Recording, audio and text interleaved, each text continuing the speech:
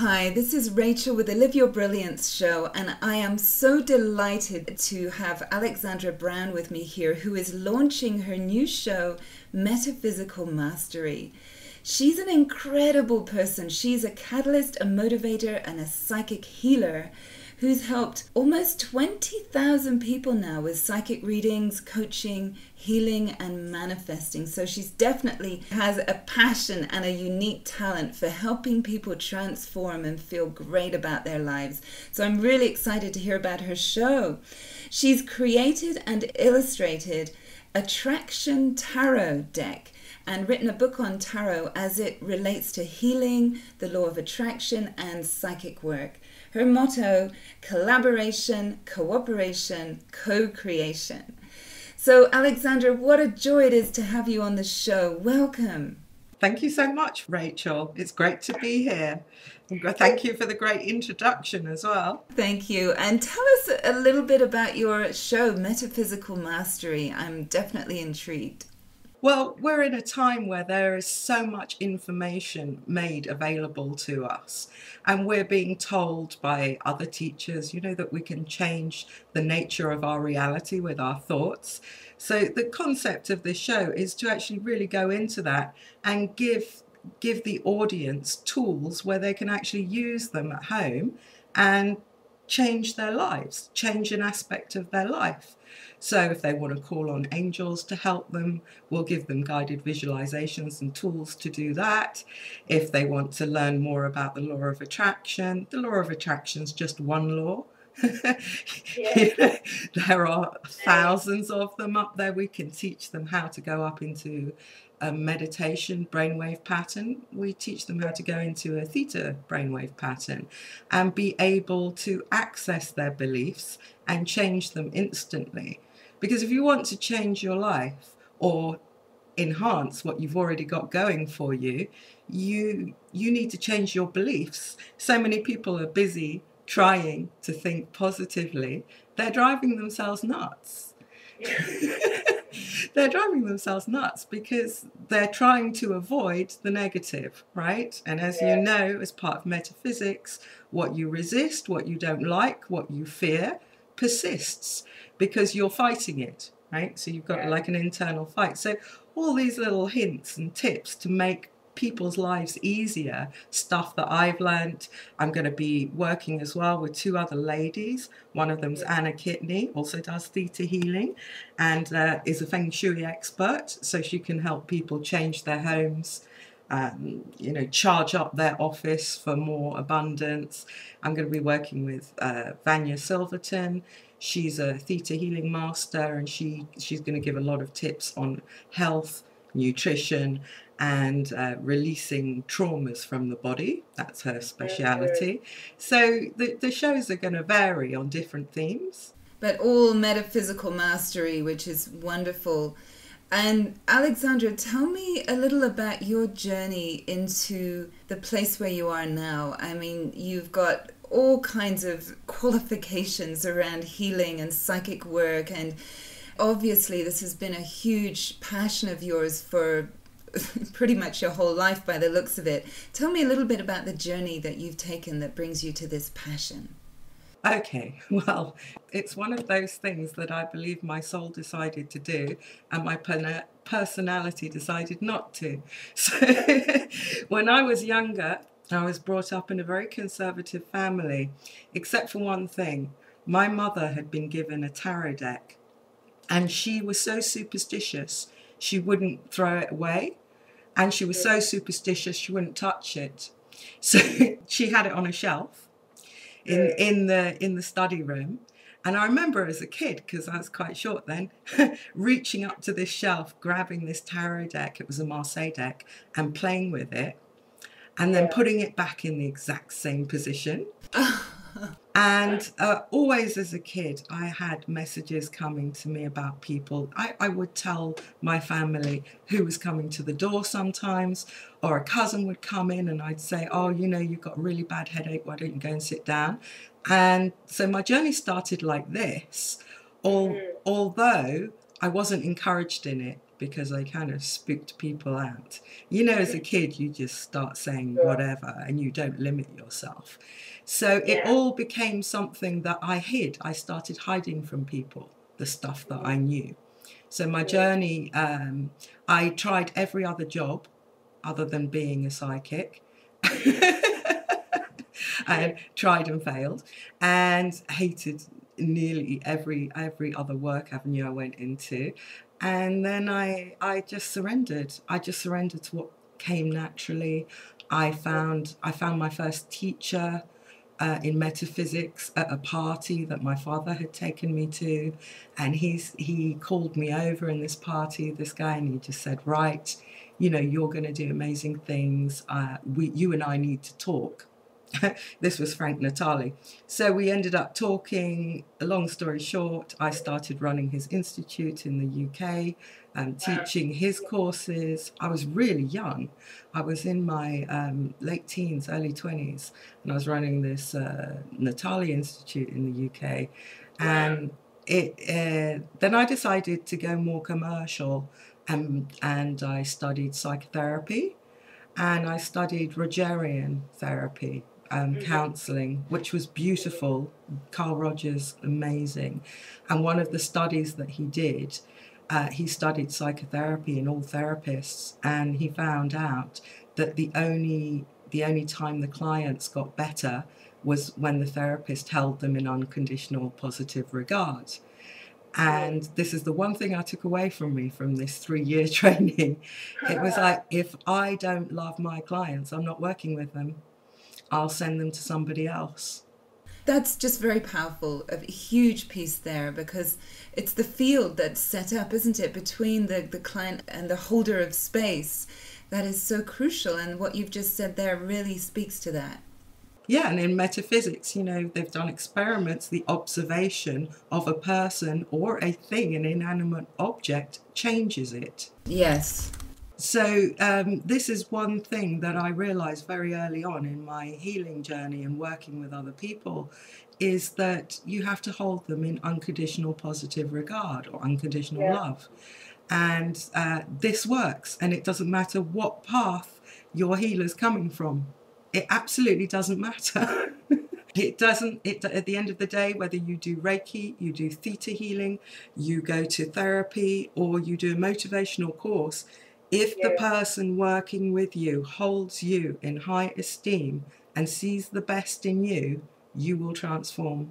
I so align with that. I absolutely know in the work that I'm doing, in the way that I work with people, I just feel that. And the truth in what you're saying is a huge message to a lot of people, because I think many folks think, okay, I've got to get this degree, I've got to get this training, and no matter how much, I think I've read some of those same studies too, you know, no matter how well trained the person is, it's so much about that field that's set up, that field of unconditional love that's held, that allows somebody to feel that they can just be themselves and open up and expand into their truth.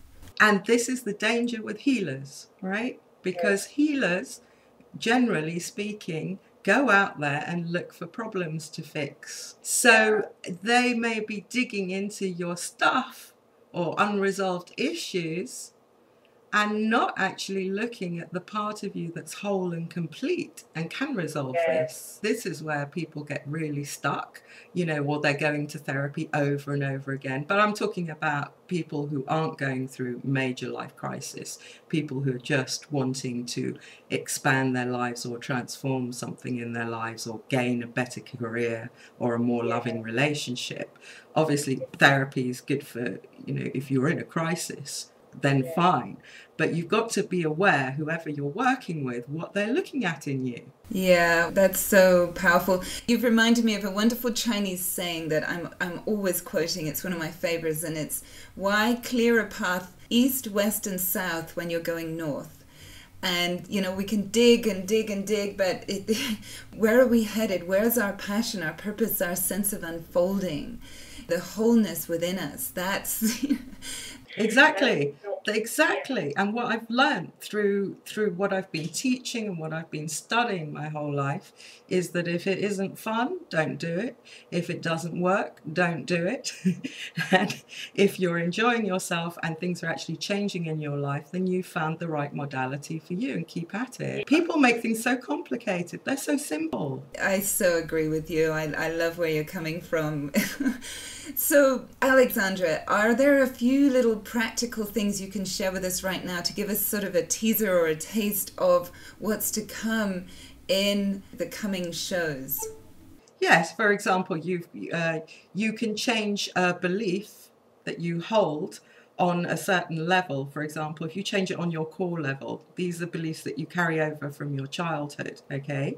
Then you've changed it on that level, but it might be sitting in your history level, brought over from past lives, in which case you've only changed one thought form, one belief, one way of behaving. So we're going to teach people how to change it on all 4 levels so that it makes manifesting a lot easier.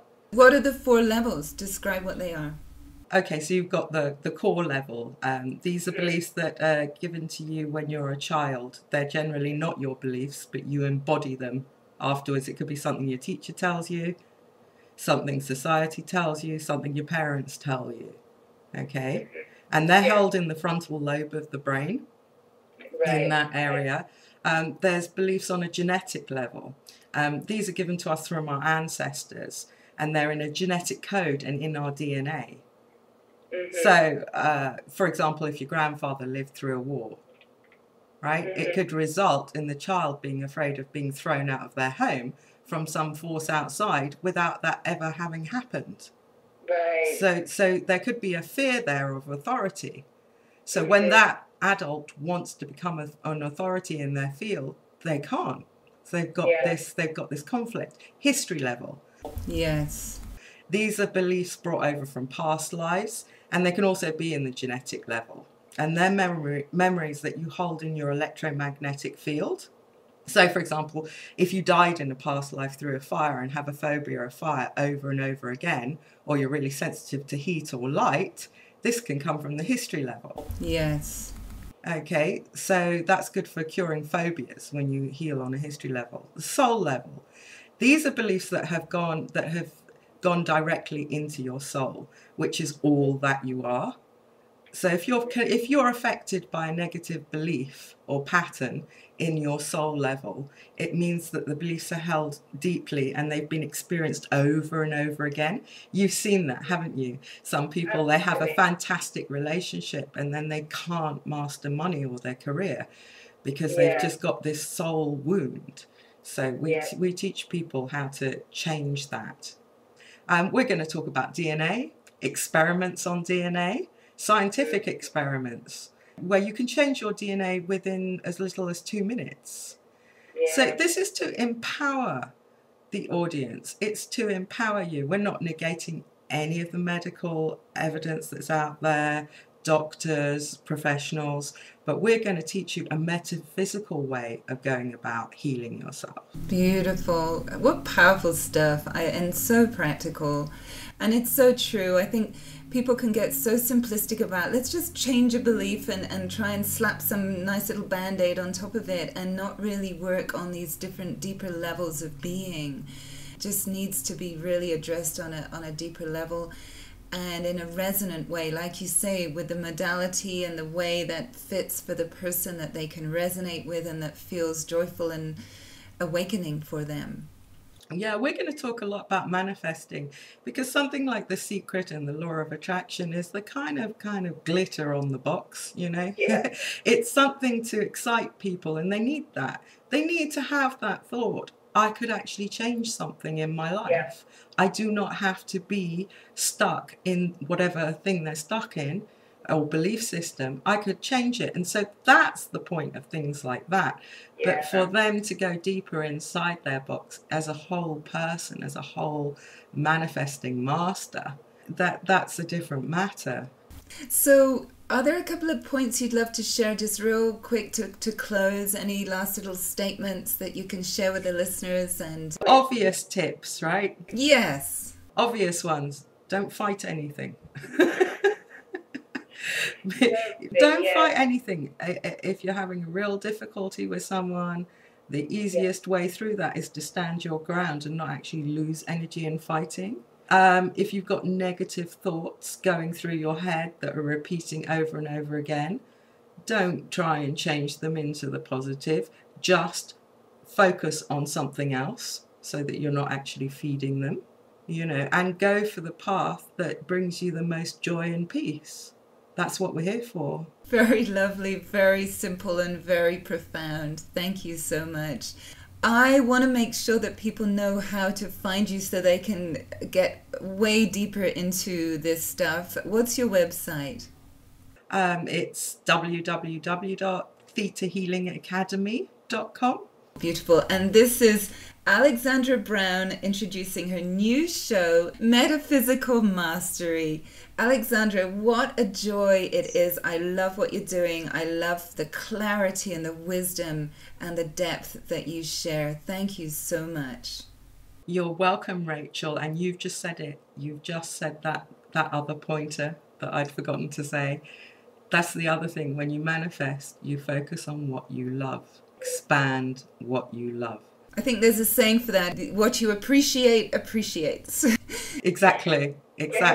Yes. Thanks so much. Everyone, go and listen to this amazing show, Metaphysical Mastery. It's going to absolutely blow your mind and your being and touch your soul at the same time. Thank you so much. You're welcome. God bless.